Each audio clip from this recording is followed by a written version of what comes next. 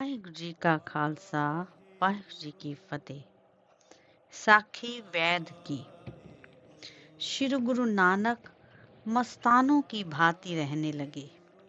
किसी के साथ बातचीत ना करते तथा ध्यान में लेटे रहना इनकी दैनिक क्रिया हो गई।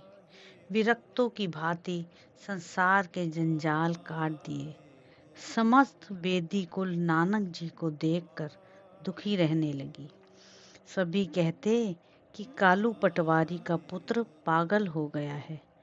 जब कोई मित्र आपसे मिलने आता तो उसे अपरिचितों की भांति मिलते थे। समस्त दिन एकांतवास और उपवास ही में पड़े रहना नानक जी का कर्तव्य बन गया।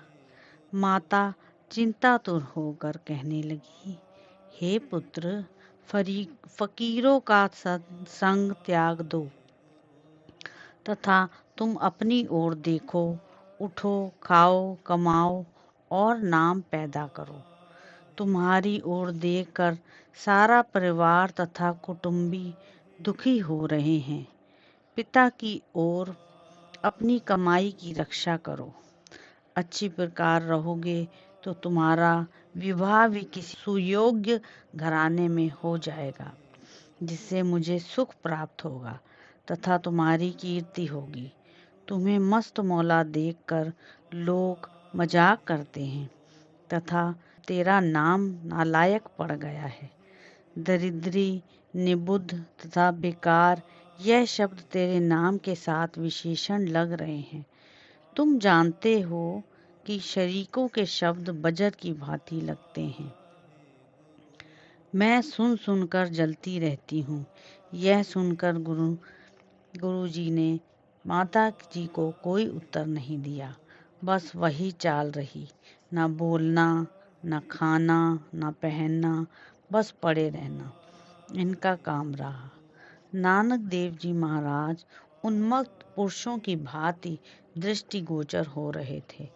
माता जी के बहुत ही अनुरोध करने पर गुरु जी अल्प सा आहार करते थे और कभी कभी तो निर्जल ही दिन व्यतीत हो जाता था। शरीर निर्बल हो गया। माता कहे, बेटा तुम्हें कौन सी व्याधि है, कुछ अपनी औषधि करो। मुख पीत वर्ण हो गया है। हे पुत्र, मैं अपने मन की व्यथा क्या कहूँ। हे मेरे भगवान, तू ही कृपा कर, मेरे पुत्र को आरोग्यता प्रदान कर। मैं दंडवत प्रणाम करती हूँ। इस प्रकार माता परमात्मा से प्रार्थना करती थी। एक दिन माता ने कहा, मैं अभी वैद्य को बुलाती हूँ और तेरा इलाज करवाऊंगी। बताओ तुमको क्या रोग है। गुरु जी मौन रहे। लोग नानक जी की खबर लेने आने लगे तथा आपको मस्ताना देखकर दुखी होते थे। सब ने पटवारी जी को कहा, आप चुपचाप मत बैठो। नानक देव का उपचार करने के लिए किसी सुयोग्य वैद्य को बुलाकर चिकित्सा करवाओ। तुम्हारा एक ही पुत्र है। धन तो फिर हो जाता है, जीवन पहले है। पुत्र पर अपना ध्यान न्यौछावर करना तुम्हारा कर्तव्य है। इलाज से नानक देव ठीक हो जाएंगे। परमात्मा तुम्हारे पुत्र की आयु दीर्घ करे।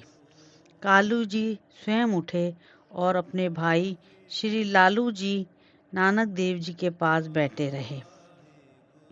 मेहता कालू जी एक वैद्य जी को, जिनका नाम हरिदास था, लेकर गए, जहाँ गुरु नानक मुख पर वस्त्र डाले पड़े थे। वैद्य महोदय वहां पर आए। वैद्य जी ने गुरु जी की नाड़ी हाथ में लेकर पूछा कि इसे क्या रोग है। कालू जी ने कहा, बस यह दिन रात पड़ा रहता है, बातचीत नहीं करता, खान पान से विमुख रहता है, शरीर निर्बल तथा पीत वर्ण हो गया है। यह सुनकर वैद्य ने नाड़ी देखी तो गुरु जी ने अपना हाथ खींच लिया तथा कहने लगे, आपने मेरा हाथ किस लिए पकड़ रखा है।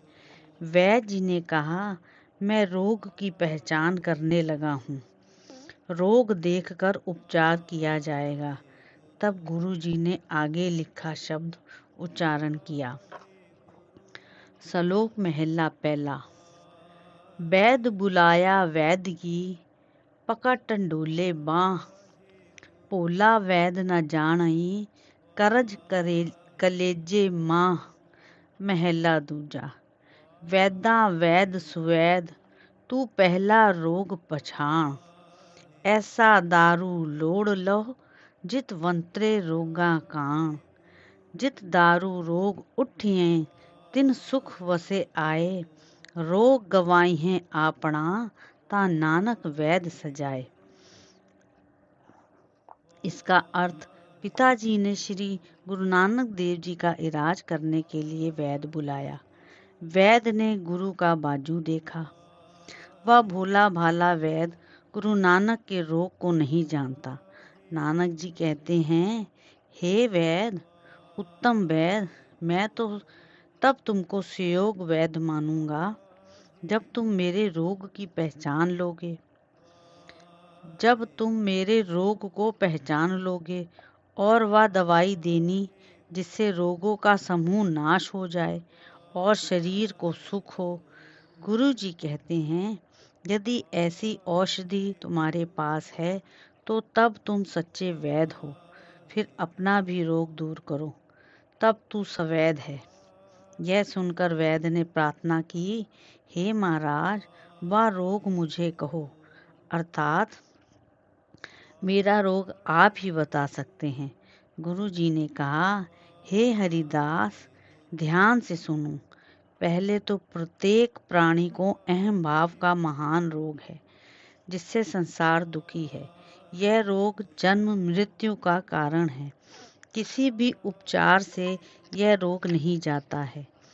जो इस रोग से अपने को दुखी जानते हैं, वह दूसरों के रोग किस प्रकार दूर कर सकते हैं। हे वैद, जिस दवाई से यह रोग दूर हो जाए, उस औषधि को मैं देखना चाहता हूँ। जो अपने रोग को दूर करे वह उत्तम वैद है। जो जन्म मरण से रहित हो जाए, उसको यह अहंकार का रोग नहीं होता। हे हरिदास, हम तो अपने प्यारे परमेश्वर में समाये हुए हैं। इस प्रेम रोग का तो कोई उपचार ही नहीं है। संसारी रोगों के इलाज तो अनेक हैं। सब में परमेश्वर व्यापक जाने तथा ईर्ष्या ना करे। आत्मा एक रस सत चित आनंद है। यह उपदेश सुनकर वैद ने कहा, हे कालू जी, आपके पुत्र को कोई रोग नहीं है। आप चिंता ना करें। इसे ईश्वर भक्ति का रंग चढ़ा हुआ है। यह संसार के रोग दूर करने का सामर्थ्य रखता है। इतना कहकर वैद गुरु जी के चरणों में प्रणाम करके अपने स्थान को चल दिया। वाहिगुरु जी का खालसा, वाहिगुरु जी की फतेह।